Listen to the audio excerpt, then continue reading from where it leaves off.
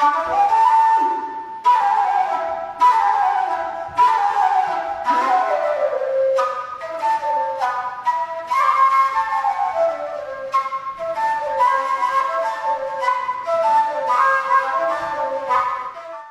an fulɓe ndaaro e Fulɓe TV hannde kadi min garani on ɗo Pencami Hall tawede programme mo gandanta ko zone Fulɓe mboya wadde hitande fof hitande julde layya so yoni fof ko on programme ɓe mbatta ɗum woni leppi donki nden noon han on jiiɗo ko heewi ko gandanta ko sengo pulagu guila e cosaan ha e jiɓɓinu ha e welo welo mum ala ko mbatta ɗe gabboɗo minen ɗo jiiya on ko keɓinon e programme on jarama.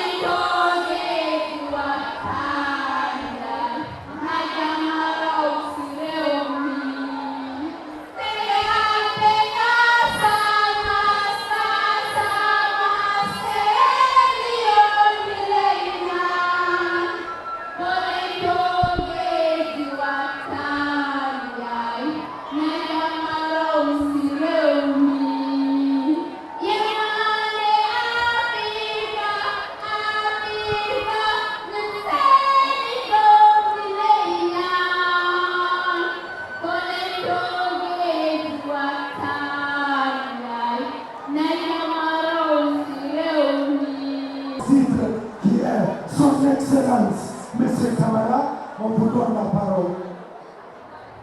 Vos populations visitées. Soyez les bienvenus. Merci beaucoup. Mimi woleta wole gol pular moja. Mais Médé Bouriato.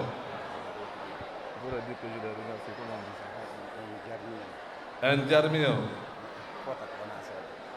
Félicitations, félicitations. Applaudissez pour vous-même, s'il vous plaît.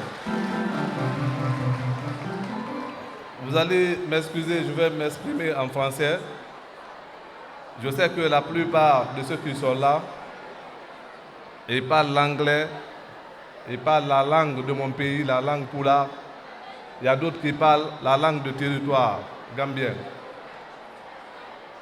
Je suis très content depuis notre rentrée avec Fatima Bari, la secrétaire chargée des affaires financières du consulat général de la République de Guinée, Banjul. On était content, on a vu un monde fou. Aujourd'hui, je vais vous dire que je suis fier de la Guinée. Je suis fier de la Guinée. Je suis fier de la Guinée. Le Sénégal, la Sierra Leone, la Gambie, la Guinée-Bissau, la Mauritanie, nous sommes des pays frères et amis. Aujourd'hui, j'ai compris que la Guinée, c'est une famille. Applaudissez, s'il vous plaît. Nous sommes là, on représente les autorités guinéennes. Si nous sommes là aujourd'hui, c'est grâce à notre président, le général de corps d'armée, son Excellence Mamadi Doumbouya, le président guinéen. Applaudissez pour lui. Si nous sommes là aussi, c'est grâce à Dr Maurice Andan Kouyaté, le ministre des Affaires étrangères, qui nous a confié la tâche de venir représenter les Guinéens qui sont à Banjul. Les Guinéens qui sont là, nous sommes fiers de vous. Nous allons transmettre un rapport aux autorités guinéennes à qui de droit pour les dire qu'ici, les Guinéens sont unis. Donc l'année prochaine, avec les organisateurs, on souhaiterait que le consulat soit un invité spécial de la 6e édition qui viendra l'année prochaine. On va inviter tous les Guinéens, tous les Gambiens, tous les Sénégalais, tous les Mauritaniens, tous les Léonais pour encore faire la fête avec vous. On était surpris, c'est pourquoi je n'étais pas à l'EPI. Mais l'année prochaine, Inch'Allah, je vais faire un joli complet l'EPI pour venir dans cette salle ici. On vous remercie beaucoup, Monsieur Siri, Monsieur Talibé Ben Souda et toutes les délégations présentes aujourd'hui dans cette salle, on vous remercie. On se confie l'un et l'autre. On confie la communauté guinéenne vivante en République de Gambie. Ce sont vos frères, ce sont nos sœurs. Donc, je ne vais pas prendre la parole pour monopoliser. Vive la Guinée! Vive la Guinée! Vive la Gambie! Vive le Sénégal! Vive la Mauritanie! Vive la Sierra Leone! Love you, love you, love you.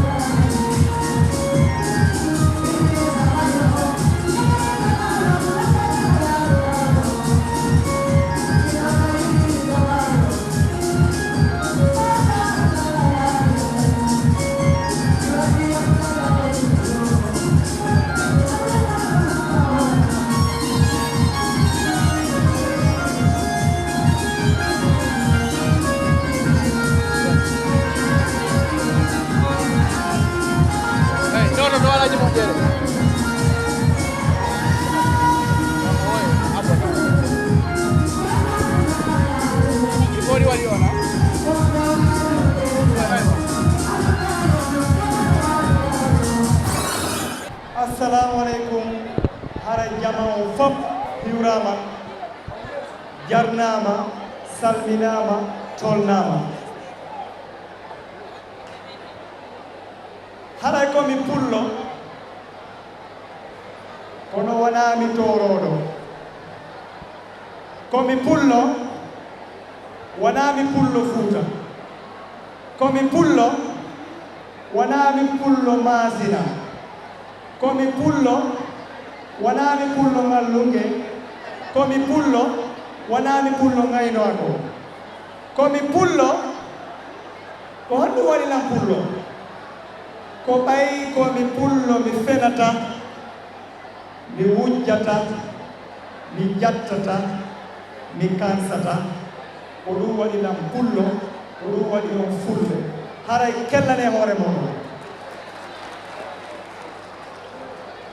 haray en hiwrike on fof ono wawɓe notade noddago United Zone Fulɓe en hiwroto His Excellency the Chief Guest of Honor His Excellency President Adama Barrow e delegation makko wonɓe mo represent o Honorable Sidi Ndiaye haray ko mokoɓaɓe tedduɓe daraniɓe United Zone Fulɓe wallitiɓe United Zone Fulɓe nde United Zone Fulɓe noddiɓe o ɓe aray ɓe noto United Zone Fulɓe hara siɗon feƴƴi e waway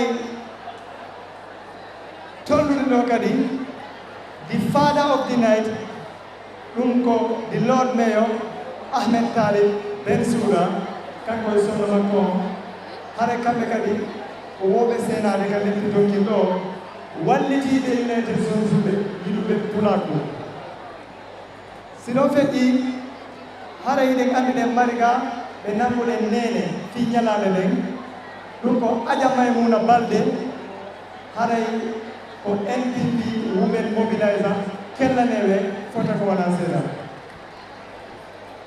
siɗon feƴƴi ɓen andi United Zone Fulɓe no nangi jaaja ɗum ko Sister Fatima from Tintimina hara ɓe weltanama ko kamɓe waɗi sponsor o coverage mo nde wonde ɗo kellaneɓe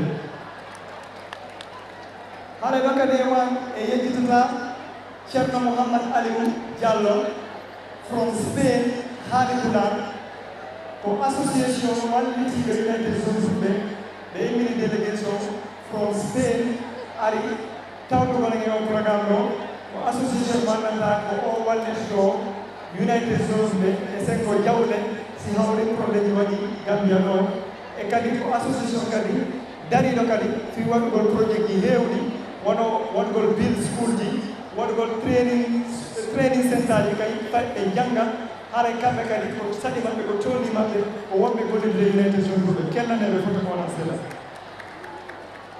hara e yeƴƴitata guest speaker me on His Excellency Monsieur Alpha Sall o weltanama o jarnama haray kellaneɓe foto ko wona seeɗa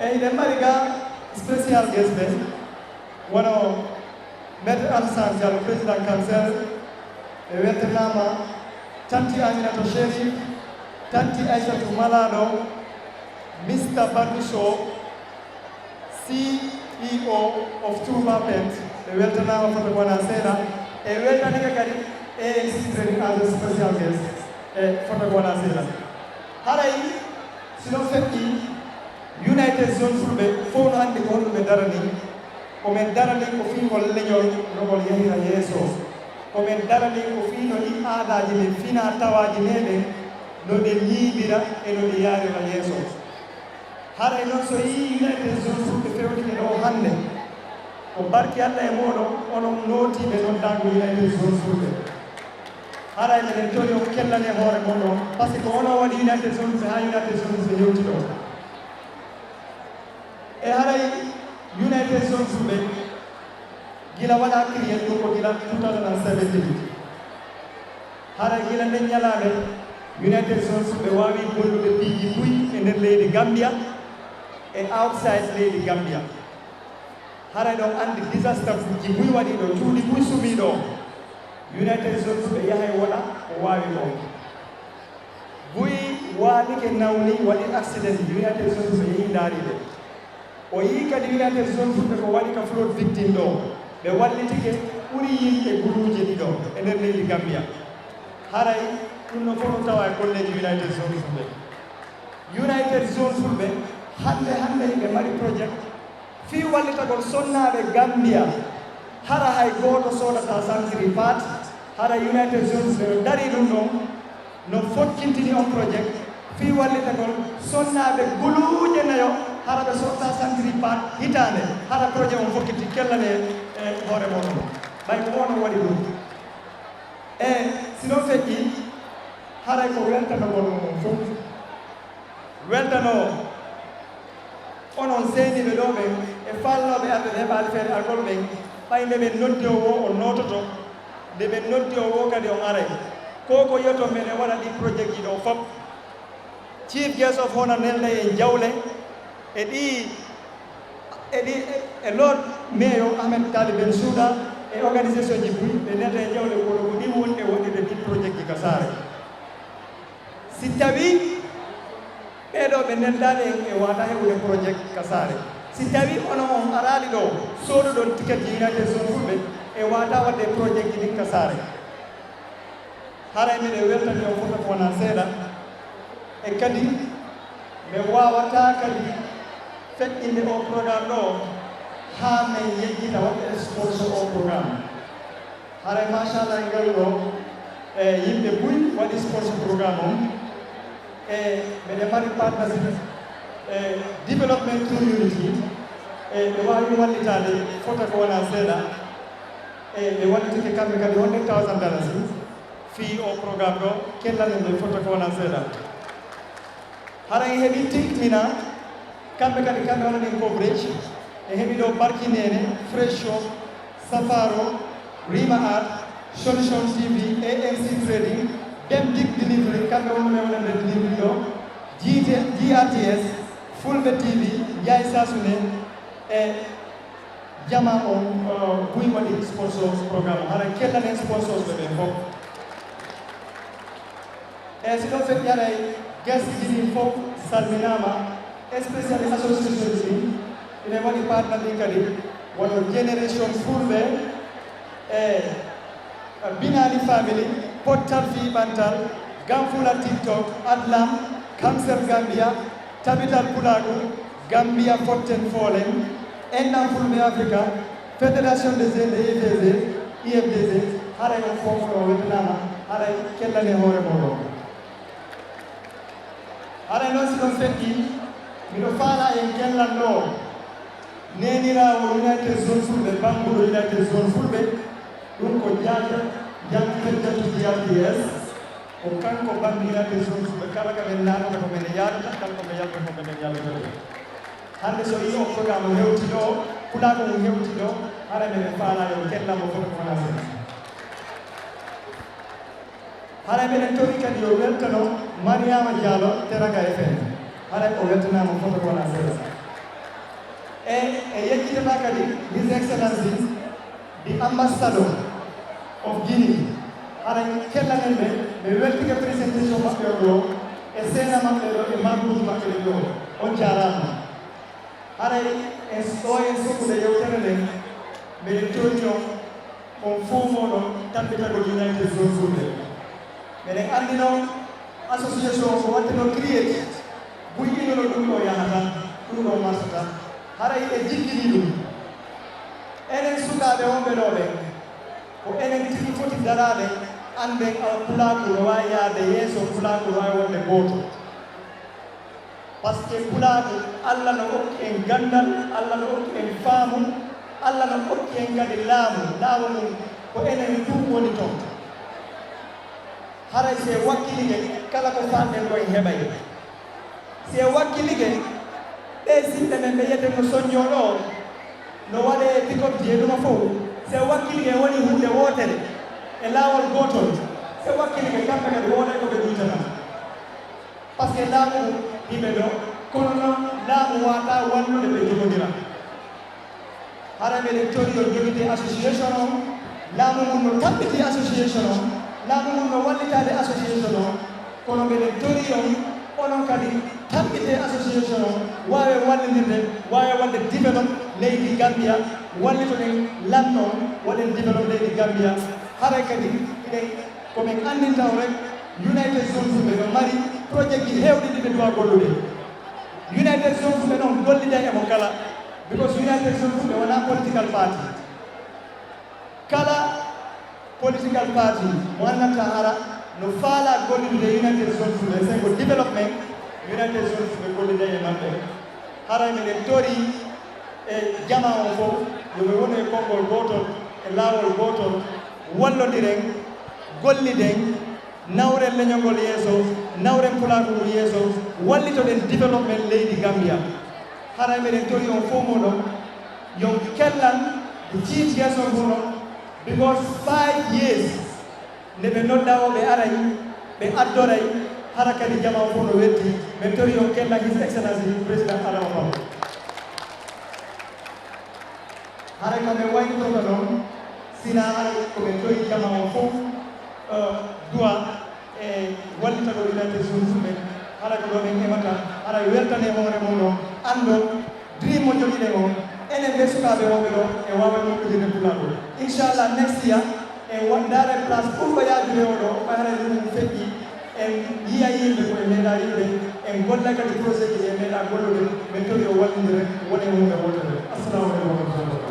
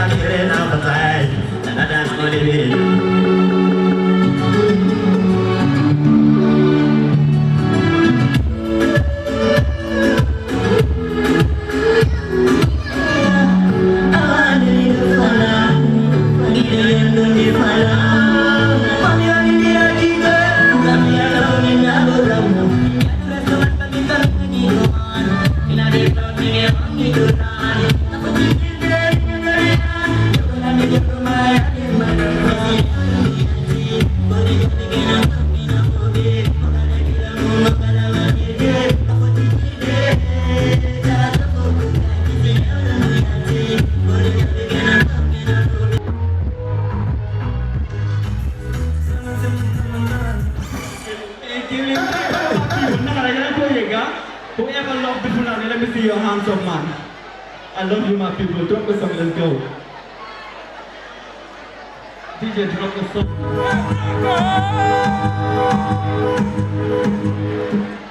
Attitude, yeah.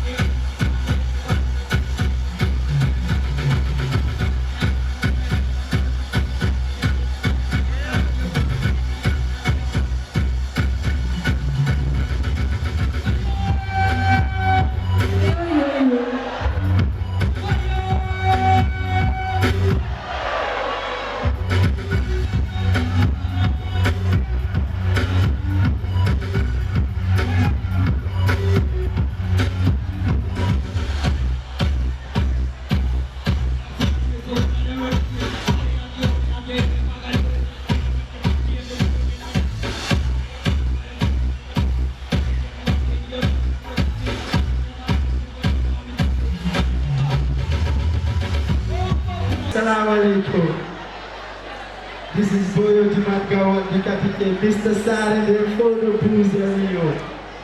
Yeah, Sarende for the Buzanio. Recommend to the Buzanio. I be young than a young demo. I come over it out.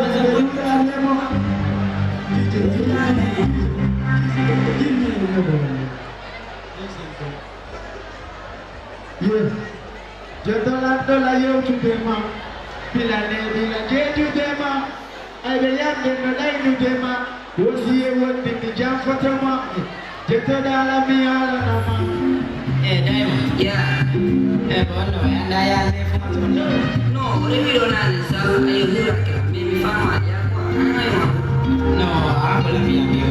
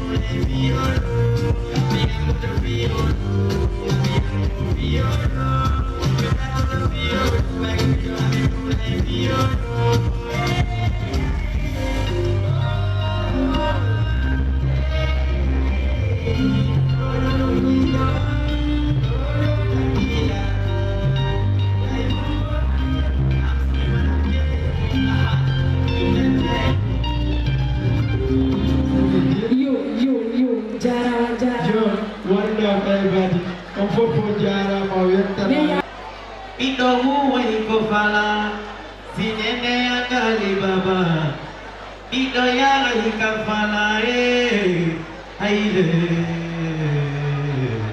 Yo, Assalamualaikum. DJ, let's go. Nara also kami bisnes negara. Bagi papa ya.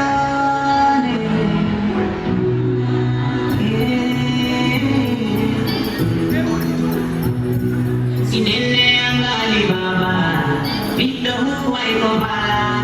Inene angali baba, pido yang hai kabala.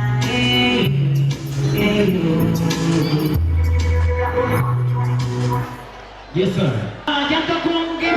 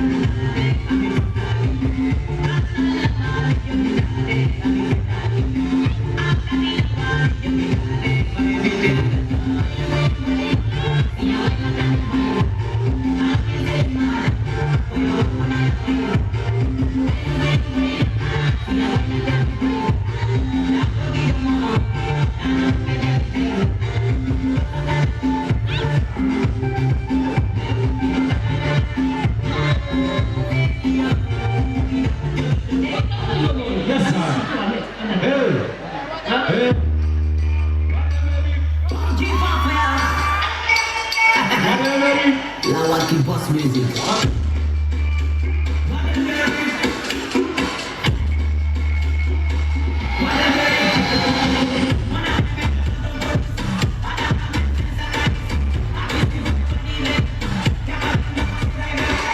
Lawaki Boss Music.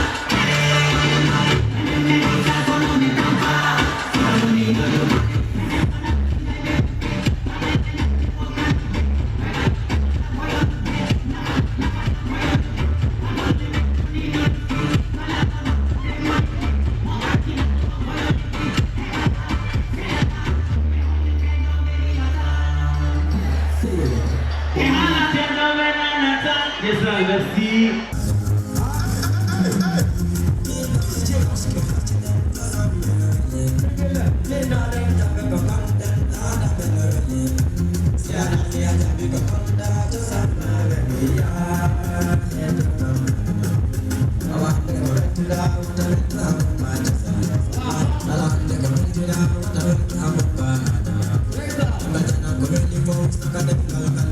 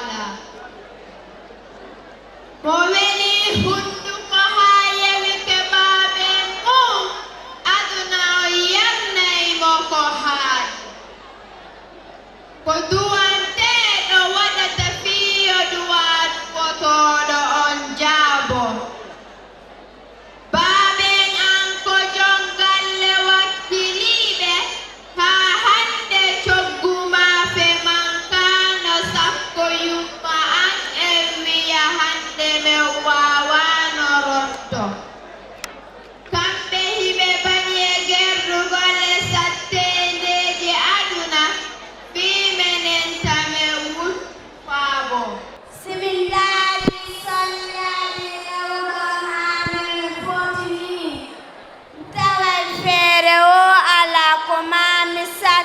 no hay si tawi mi falama yande ɓiɗɗo sikkay baabe mum ko pataron si tawi e hunde manka anda piiji goo hino metti sifaade ko yandaru fanka nyande goo baaben amma kananno woosi goɗɗo noddima ko koyɗe ɗengatotonoto ko satti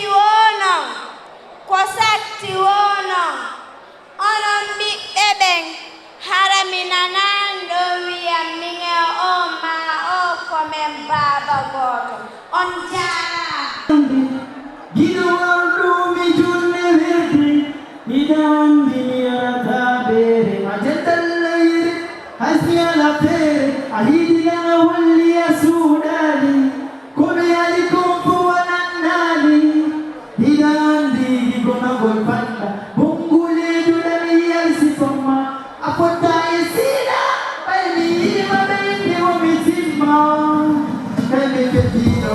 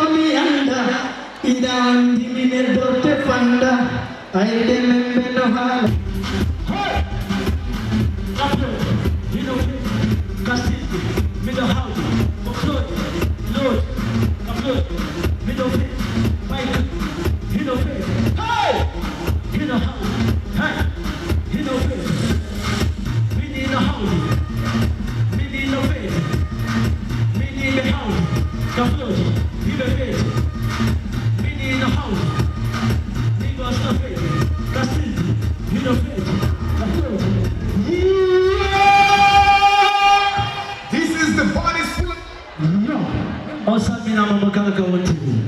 DJ, no time to it.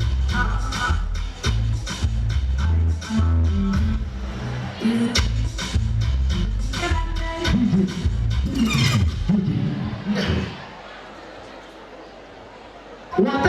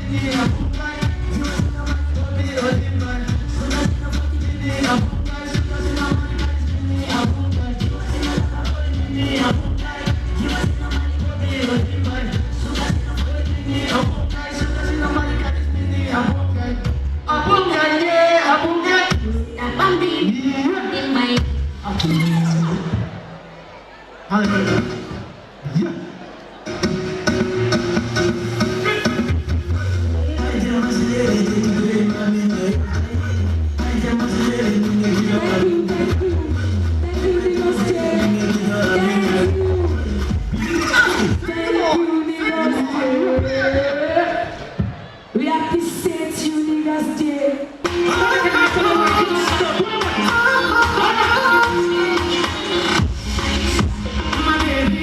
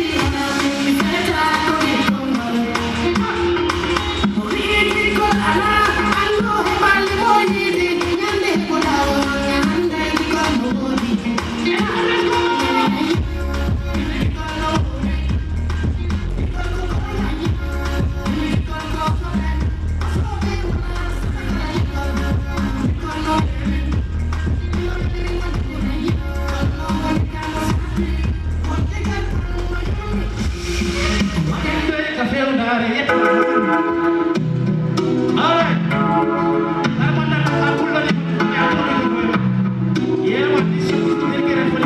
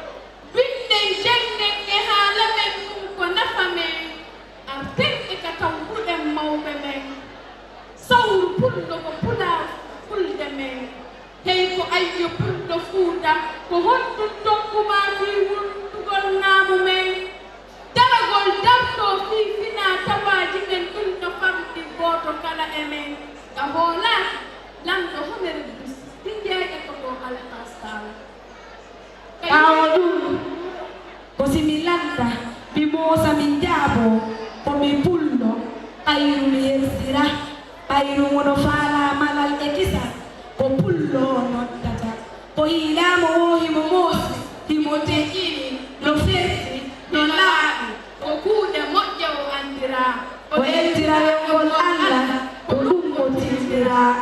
Who are we? We are the people invested with talents and powers. Who are we? We are the people invested with talents and powers. Who are we? We are the people invested with talents and powers. We are the descendants of. What are we? We are the descendants of United Zone Fulbe. What are we? We are the descendants of United Zone Fulbe. Antare maude, wana was the sound. Kono ko yando kala indi toto.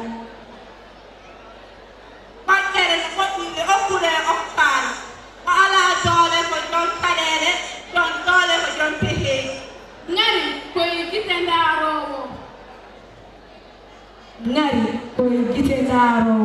Chadele ɓurɗe mawnude ko wasude ande caɗele mum o weltanama. Who are we? We are the people invested with talents and powers. We are the people invested with talents and powers. We are descendants of United Zone Fulbe.